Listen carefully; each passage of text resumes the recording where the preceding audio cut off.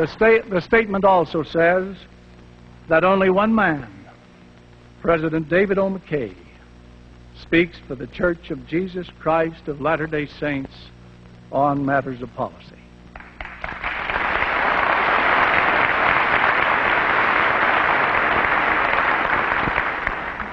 Just as a matter of interest, you may like to know in a few words what the John Birch Society is and what it stands for, so that you will have a little better idea why some of us have risen to its defense. Actually, what would be better for you to do would be to read some of their literature for yourself.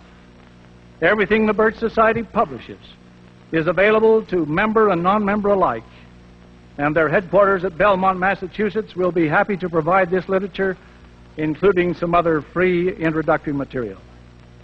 The Society takes its name from one of the greatest heroes of World War II, Captain John Birch, who was murdered by the Chinese communists 10 days after the war.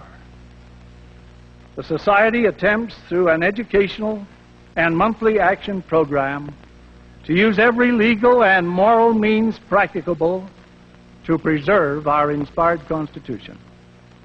These programs have had a real impact against the conspiracy.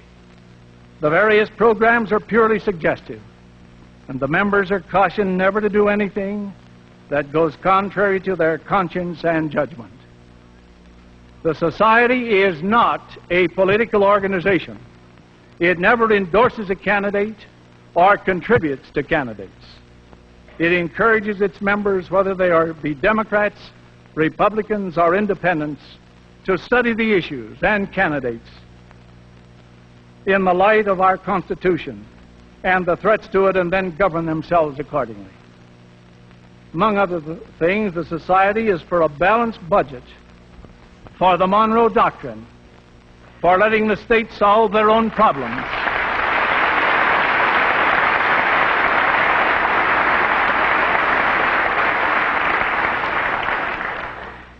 for letting the states solve their own problems. It is against foreign aid to the communists.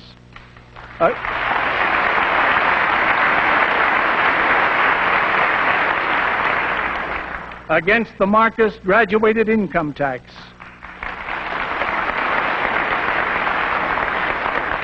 And against the federal government competing with tax-paying free enterprise.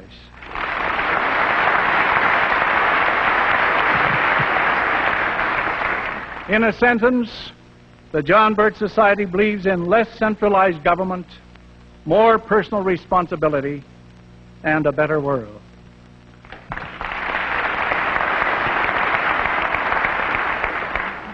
I do not belong to the John Birch Society, but I have always defended this group, just as I do not belong to but have defended the American Farm Bureau, the DAR, the American Legion, the Veterans of Foreign Wars, and any other patriotic group trying to alert Americans to the socialist communist threat. I have also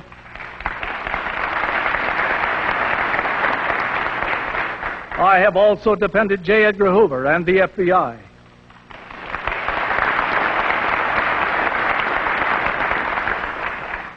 When my son Reed was invited to be a state coordinator for the John Birch Society, he asked me if he should accept it.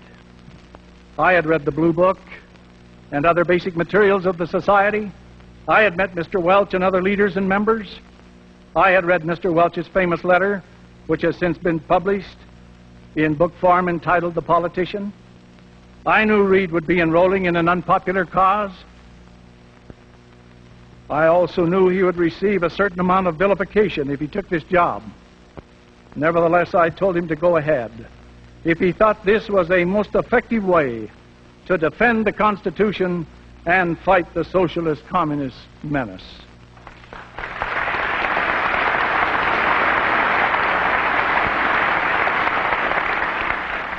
I would have given him equal encouragement if he had been considering the FBI or any of our national patriotic organizations dedicated to the fight against the godless conspiracy which threatens all we hold dear. When he joined, I expressed my opinion that I was convinced that the John Birch Society was the most effective non-church organization in our fight against creeping socialism and godless communism. I also stated that I admired Reed's courage and applauded his decision. Now, some people, I'm sure well-meaning, have told me this was not good strategy, but I disagree. I feel it is always good strategy to stand up for the right.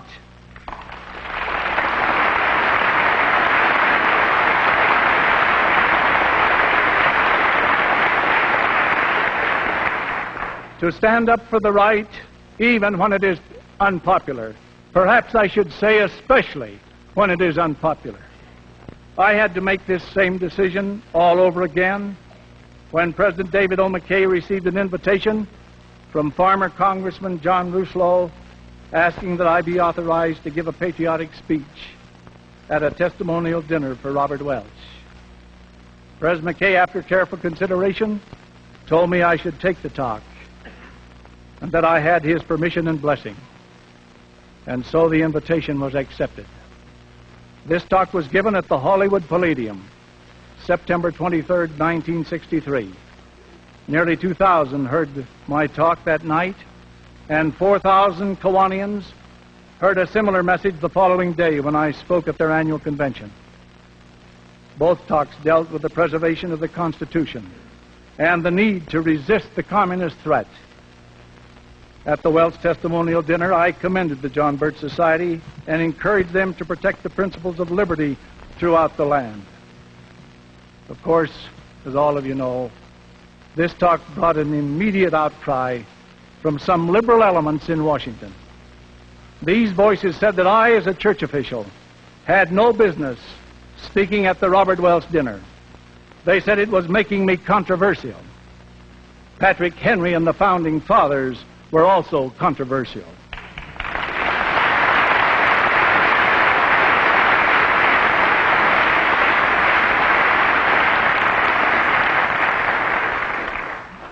True patriots have ever been.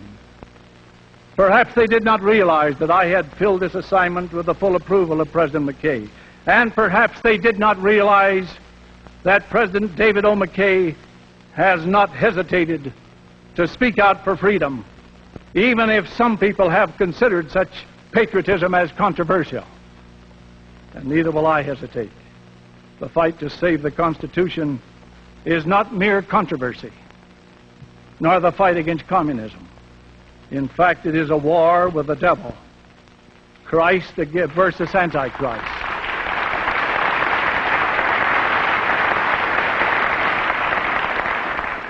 It is a war with the devil, Christ versus Antichrist, and I am willing to fight it. It is a fight against the greatest evil in this world, a ruthless, powerful, godless conspiracy.